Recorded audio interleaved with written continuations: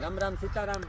જો ભાઈ આ વર્ષમાં ઘણા બધાની કોમેન્ટ આવે કે ભાઈ તમે કાવું વાવેતર કર્યું હિયારું પીકમાં, તો આ વખતે આપણે ઘઉંમાં મોટી બગડાટી બોલાવી દીધી અને ઘઉંનું વાવેતર આપણે બે વાડીમાં છે ને 70 વીઘાનું કર્યું. કાંઈ 2 વાડી ઘઉં અને આ વાડીની અંદર 45 વીઘાના ઘઉં વાવ્યા અને બીજી વાડી આપણી 25 થી 26 વીઘાનું વાવેતર કર્યું. અને આદિક તો ઘઉંનું વાવેતર આપણું બતાવે જામો પડે જાય ને એવા ઘઉં હે. હવાર મોટી બગડાટી બળે જવાની છે, મોટામાં મોટી બગડાટી બળે જાય ને દી આથમવાની તૈયારી છે. અને અરાઉન્ડમાં આપણી વાડીની અંદર ઘઉંનું વાવેતર જોરદાર એક નંબર છે. અને આ બાજુ રાયડાનું વાવેતર છે બાજુમાં.